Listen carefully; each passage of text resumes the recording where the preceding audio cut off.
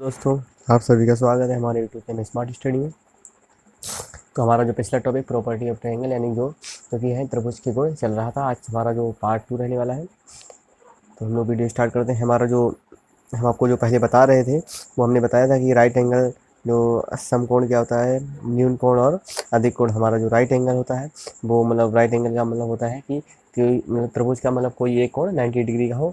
हमारा जो acute angle होता है जिसे हम लोग न्यून कोण बोलते हैं, जिसका मतलब होता है कि हमारा कोई एक एंगल 90 डिग्री से कम हो।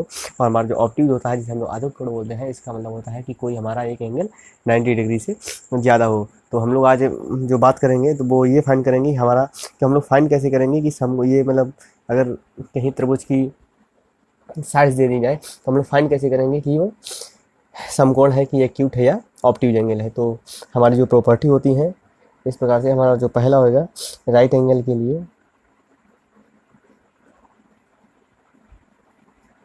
तो हमारे राइट एंगल के लिए क्या होती है इस प्रकार से, ए स्क्वायर प्लस बी स्क्वायर जो कि होता है सी स्क्वायर के बराबर। मतलब हमारा जो पहली प्रॉपर्टी होती है कि राइट अगर कोई मतलब त्रिभुज की साइड से दी गई है और उसमें पूछा गया है कि ये कौन सा एंगल है, तो आप लोग निकाल सकते हैं कि a square plus b square equal to, अगर सी स्क्वायर निकल रहा है तो आप लोग कह सकते हैं कि हमारा राइट एंगल है।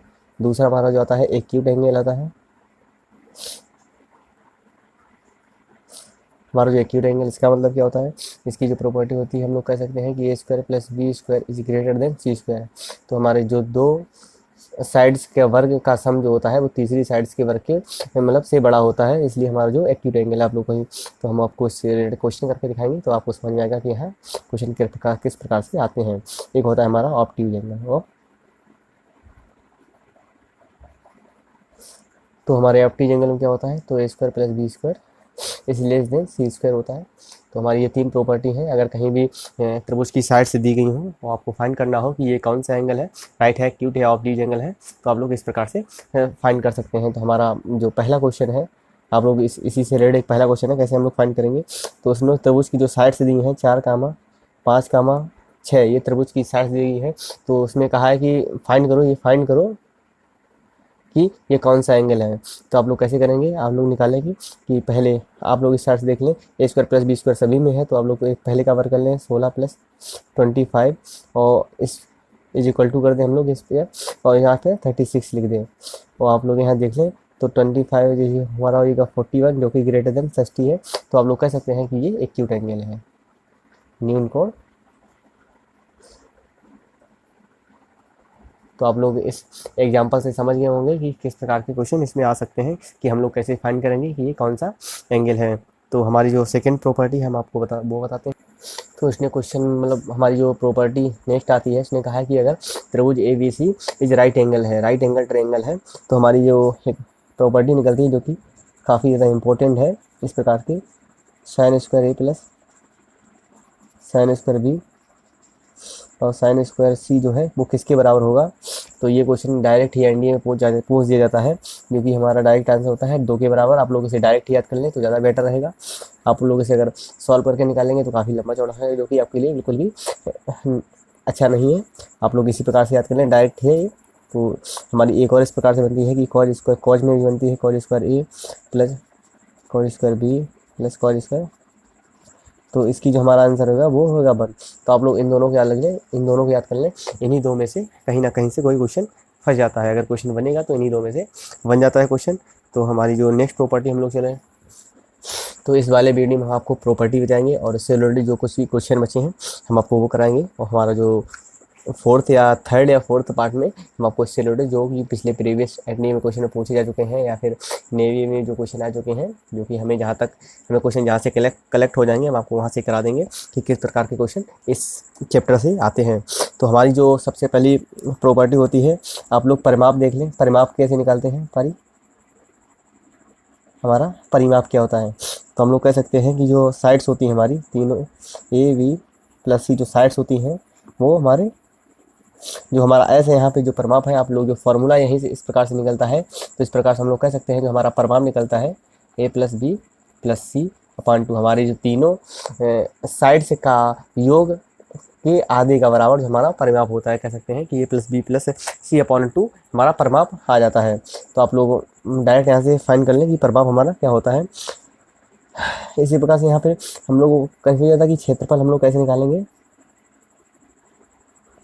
इस प्रकार हम लोग इस वाली वीडियो में आपको फार्मूले बताएंगे और उससे रिलेटेड जो एक दो क्वेश्चन है आपको वो भी कराएंगे। तो फार्मूला जो हम लोग क्षेत्रफल जो उसने पूछा कि अगर क्षेत्रफल निकालना चाहे तो किस प्रकार से निकालते हैं, तो हम लोग जो क्षेत्रफल निकालते हैं s minus a whole into S minus b whole into S minus c का, जो कि होल अंडर रूट। हमारा जो एक फार्मूला होता है कि अगर कहीं भी अगर त्रिभुज की साइड्स दी गई हो और त्रिभुज की अगर साइड्स दी गई हैं तो हम लोग वहाँ से परिमाप निकाल सकते हैं और परिमाप निकाल के हम लोग त्रिभुज का क्षेत्रफल भी निकाल सकते हैं। तो आप लोग ये फार्मूला एक तो ये फार्मूला और ये दोनों फार्मूला याद रखें क्योंकि काफ़ी ज़्यादा हेल्पफुल है आपके लिए। और इससे रिलेटेड हमारा एक और जो क्वेश्चन बनता है इससे रिलेटेड हम आपको वो कराते हैं। तो हमारा इस प्रकार से कुछ क्वेश्चन है जो कि दिया गया है कि इसमें जो हमारी पहली भुजा ए भुजा जो दी गई है 16 दी गई है, बी भुजा जो 24 जो सी भुजा जो हमारी 20 दी गई है। तो उसने पूछा है कि त्रिभुज का क्षेत्रफल क्या होगा। तो हम लोग यहाँ से हमने हमको बताया था जो अगर भुजाएं दी गई हो तो हम लोग सबसे पहले परिमाप निकालते हैं। जो हमारा परिमाप क्या होगा, तीनों का योग कर देंगे हम लोग इस प्रकार से 24 + 20 अपॉन हम लोग 2 कर देंगे। आप लोग इन दोनों को सभी को जोड़ लें तो हमारा ये हो जाएगा 44 + 16/2। इस प्रकार से हमारा ये होगा 50 और 60 60 बटे जो हमारा परिमाप निकलेगा वो भी जो 30 निकला। जो हमारा जो परिमाप एस निकला वो 30 निकला। तो हम लोग यहाँ पे डायरेक्ट फॉर्मूले में पुट कर देंगे और हमारा आंसर निकाल लेंगे। तो इस प्रकार से एस हमारा जो है वो 30 है और 30 माइनस 16, 30 माइनस 24 और 30 माइनस 20। इस कैलकुलेशन को हम लोग क्लियर कर लेंगे और अपना आंसर अपना फाइंड कर लेंगे। तो हम लोग लिखेंगे 30 को तो हम लोग 30 ही लिख लेंगे। सबसे पहले अंडर रूट लगा लेंगे और 30 में से 16 जाएंगे जो कि हमारा इस प्रकार से 14 बचेंगे।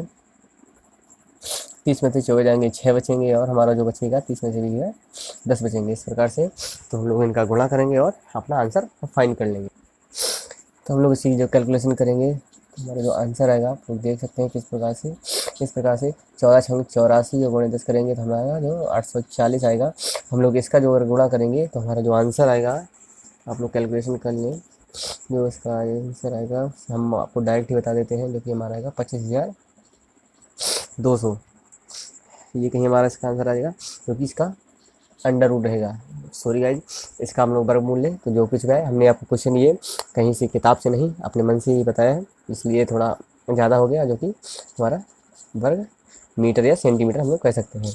तो इस प्रकार से मतलब हमने आपको समझाने के लिए सिर्फ क्वेश्चन लिया था और मतलब ये क्वेश्चन किसी किताब का भी नहीं है, इसलिए यहाँ पे हमारा आंसर थोड़ा गड़बड़, पूरा आंसर एकदम फिक्स है। अगर कहीं किताब से लिया होता तो हमें कहीं ना कहीं ये किसी का वर्गमूल हो जाता। तो हमारा जो नेक्स्ट प्रॉपर्टी हम आपको बताते हैं। तो हमारी एक और बहुत ही मोस्ट इम्पॉर्टेंट प्रॉपर्टी आती है जो कि शायद है कि क्वेश्चन में पूछी जाए, बट वैसे क्वेश्चन जो कि अगर ये प्रॉपर्टी जो आएगी वो डायरेक्ट ही एनडीए क्वेश्चन में आती है, ये नेवी और एयरफोर्स के क्वेश्चन में नहीं आती। जो हमारी जो प्रॉपर्टी है उसने कहा है जो इक्विलेटरल जो कि समबाहु त्रिभुज का क्षेत्र, उसने कहा समबाहु का अगर क्षेत्रफल पूछा जाए इक्विलेटरल के लिए, इक्विलेटर यानी जो कह सकते हैं समबाहु त्रिभुज का क्षेत्रफल पूछा जाएगा। समबाहु त्रिभुज का अगर क्षेत्रफल पूछा जाए तो हम लोग इसके जो डायरेक्ट होती है हम आपको डायरेक्ट बता देते हैं, जो कि होती है अंडर रूट 3/4 इंटू जो कि हमारे होती है साइड का स्क्वायर। आप लोग देख सकते हैं हमारी ये फार्मूला है इक्विलेटर, ये बहुत ही ज़्यादा इंपॉर्टेंट है। ये अगर पूछी जाए तो ये एनडीए के क्वेश्चन में मैक्सिमम आती है, एनडीए के एंड इससे रिलेटेड जो है एनडीए में क्वेश्चन पूछ दिए जाते हैं। तो आप लोग इस प्रॉपर्टी को ध्यान रखें, ये फार्मूला बहुत ही ज़्यादा इंपॉर्टेंट है, आप लोग इसे नोट कर लें काफ़ी अच्छे से और मार्क लगा के लिख लें। तो हमारी थोड़ी जो नेक्स्ट प्रॉपर्टी की ओर बढ़ते हैं, हमारी जो नेक्स्ट प्रॉपर्टी है क्योंकि हम लोग कह सकते हैं आप सभी ने पढ़ा होगा, क्योंकि हमारा आता है साइन रूल। हमारा साइन रूल आता है, हमारा साइन रूल है इस प्रकार से हम आपको बता चुके हैं। ए के सामने की जो भुजा होती है स्मॉल ए, बी के सामने की भुजा जो होती है स्मॉल बी और सी के सामने की भुजा स्मॉल सी। हम आपको एक चीज़ बता दें, जो हमारा जो कैपिटल ए होता है वो एंगल्स को शो करता है और जो स्मॉल ए है ये साइड्स को शो करता है। तो आप लोग इस चीज़ में बिल्कुल भी कन्फ्यूजन ना हो कैपिटल ए स्मॉल ए में। मतलब इस चैप्टर के लिए हम आपको बताते हैं जो प्रॉपर्टी और ट्रायंगल के लिए जो कैपिटल ए होता है वो एंगल्स को शो करता है और स्मॉल ए जो है वो साइड्स को शो करता है। तो हम लोग जो साइन रूल है हम आपको इससे रिलेटेड क्वेश्चन जो मतलब जो इससे प्रॉपर्टी बनती है हम आपको बताते हैं। तो इसकी डायरेक्ट ही प्रॉपर्टी होती है a upon sine A is equal to लिख सकते हैं कि b upon sine a b is equal to c upon sine c is equal to हम लोग के जो कि कांस्टेंट है लिख सकते हैं। या फिर हम लोग इस प्रकार से लिख सकते हैं sine A upon A sine B upon B sine C upon C is equal to K. इस प्रकार से हम लोग इन दोनों प्रकार से इस चीज़ को लिख सकते हैं। या फिर हम लोग इसको लिखने का एक और जो हमारा तरीका है इस प्रकार से ए अनुपात बी अनुपात सी इज इक्वल टू लिख सकते हैं साइन ए अनुपात सॉरी थोड़ा नीचे लिख देते हैं हम लोग ये एक सेकेंड। इस प्रकार से हम लोग करेंगे कि ए अनुपात बी अनुपात सी इज इक्वल जो हम लोग लिखते हैं साइन ए अनुपात साइन सी हमारी इस प्रकार से ये लिख सकते हैं। तो इससे रिलेटेड हम आपको एक क्वेश्चन कराते हैं जो कि आपको मतलब उससे समझ में आ जाएगा कि क्वेश्चन किस प्रकार से तो इसने जो क्वेश्चन दिया है इफ त्रिभुज ए बी सी उस त्रिभुज A B C angles are ratio मतलब जो एंगल्स का जो रेशियो दिया 1:2:3 में दिया गया है और इसमें जो पूछा गया है वो साइड्स का रेशियो पूछा गया है। तो आप लोग सबसे पहले फोकस करें यहाँ पे उसने एंगल्स का रेशियो दिया गया है। तो हमारे जो एंगल्स होता है यानी तीन त्रिभुज हैं त्रिभुज का जो हमारे तीनों त्रिभुज का योगफल होता है 180 डिग्री होता है इस प्रकार से। तो हम लोग इसे जोड़ लेंगे 1+2 + 3 इस प्रकार से हमारा जो निकलेगी वो आएगी 6। जो हमारा त्रिभुज वो एंगल निकलेगा वो 6×18 जो कि 30 डिग्री निकलेगा। इस प्रकार से जो हमारा एंगल निकला है कह सकते हैं वो 30 डिग्री का निकला है।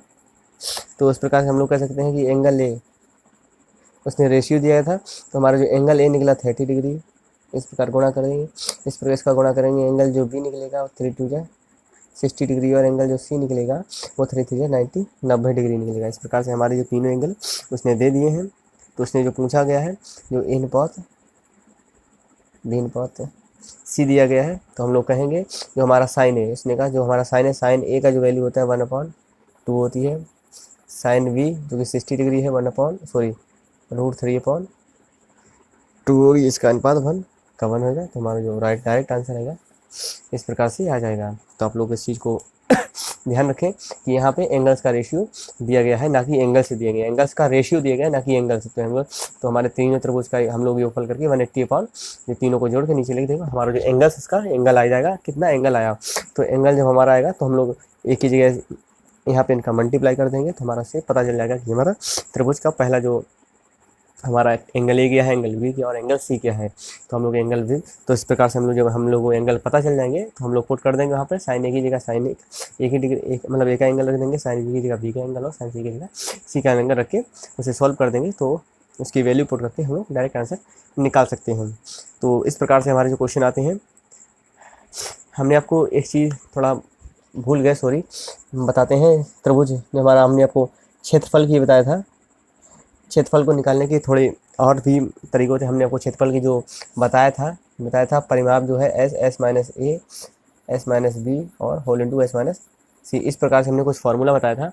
तो हम कह सकते हैं कि क्षेत्रफल को निकालने की हमारी थोड़ी और फार्मूले हैं वो किस प्रकार से हैं आप लोग वो भी देख लें तो आपके लिए ज़्यादा ही हेल्पफुल रहेगा। आप लोग डायरेक्ट उसे सॉल्व कर सकते हैं। वो एक मतलब कह सकते हैं कि वो एक शॉर्ट ट्रिक है आप लोग उससे क्वेश्चन को बहुत ही ज़्यादा और इजीली वे में डायरेक्ट ही सॉल्व कर सकते हैं।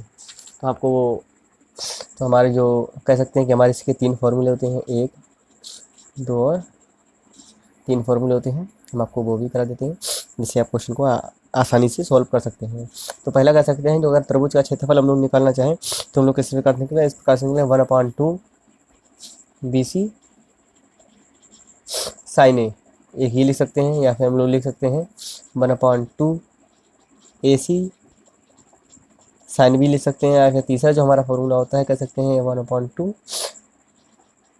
AB और साइन सी। तो हमारे ये 3 फार्मूले होते हैं हम लोग इनको लिख सकते हैं।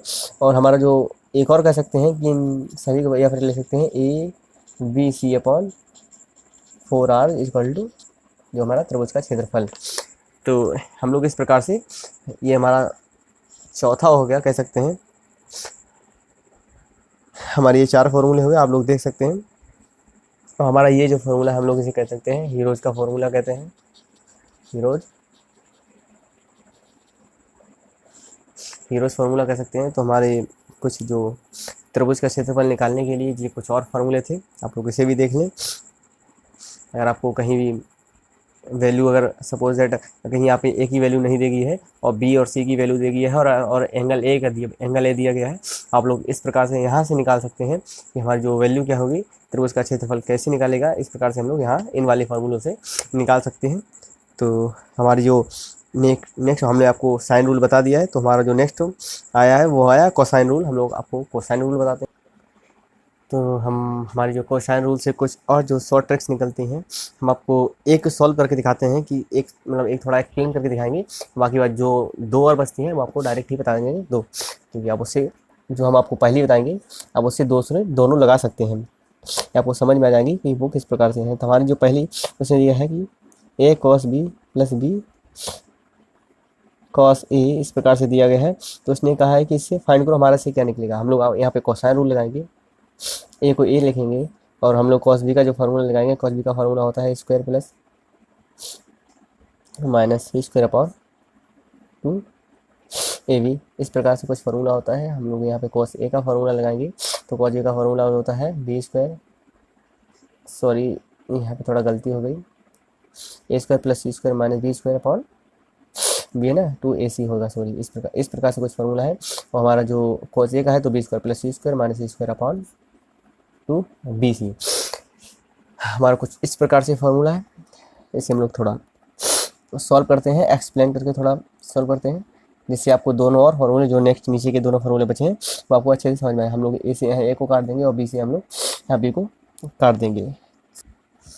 तो हम इस प्रकार से थोड़ा बचा है।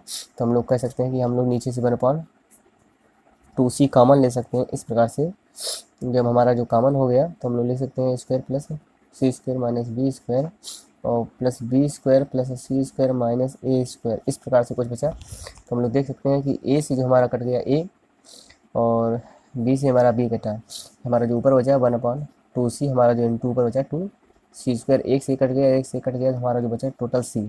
तो हम लोग कह सकते हैं जो a cos b plus b cos हमारा निकलता है c। इसी प्रकार से हमारे जो नीचे के दोनों और फार्मूले हैं, हम आपको वो करके बताते हैं। तो हमने आपको पहला थोड़ा एक्सप्लेन करके बता दिया, बाकी दोनों आपको ऐसे ही बता देते हैं जिससे आपको समझ में आ जाए।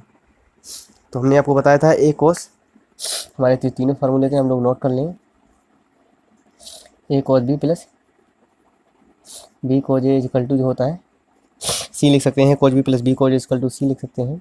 हमारा दूसरा जो आता है लिख सकते हैं b cos c plus c cos b equal to, हम लोग इसे स्मॉल a से डिलीट कर सकते हैं। और जो हमारा c बचा है, जो सॉरी तीसरा फार्मूला है, इस प्रकार से a cos c plus c cos a equal to हम लोग b लिख सकते हैं। तो हमारे ये तीनों फार्मूले बहुत ही ज़्यादा इंपॉर्टेंट है। आप लोग सी के प्लेस पर स्मॉल सी जो हमारी साइड सी है, सी के प्लेस पर हम लोग ये लिख सकते हैं, ए के प्लेस पे ये लिख सकते हैं और बी के प्लेस पे ये लिख सकते हैं। कहीं अगर ये दिया गया है A cos c plus C cos a equal to हम लोग बी लिख सकते हैं, इसके प्लेस पे ये लिख सकते हैं और इसके प्लेस पे ये लिख सकते हैं। तो आप लोग दोनों तरह से रिलेट से कर सकते हैं कि कहीं कहाँ पे किस चीज़ को कहाँ पे किस प्रकार से लिख सकते हैं। तो आज का वीडियो हम लोग यही समाप्त करते हैं। इससे रिलेटेड जो क्वेश्चन है और जो हमारी नेक्स्ट की प्रॉपर्टी है हम आपको नेक्स्ट वीडियो में कराएंगे। हमारे जो कुछ और फार्मूले बचे हैं, sin a/2 के बचे हैं, sin a/2 जैसे कि बचा सकते हैं, cos a/2 के बचे हैं, tan a/2 के बचे हैं, हमारे कई फार्मूले से बचे हैं जो हम आपको नेक्स्ट वीडियो में बताएंगे। और हम लोग 2 चैप्टर और दो पार्ट और नेक्स्ट के 2 पार्ट और होंगे, हम लोग ये चैप्टर अपना ख़त्म कर देंगे। इसके बाद हमारा जो नेक्स्ट चैप्टर स्टार्ट होगा। तब तक के लिए थैंक यू, धन्यवाद, वंदे मातरम, जय हिंद। सब्सक्राइब कीजिए हमारे चैनल को और बेल आइकॉन को दबाइए हमारी लेटेस्ट वीडियो सबसे पहले देखने के लिए।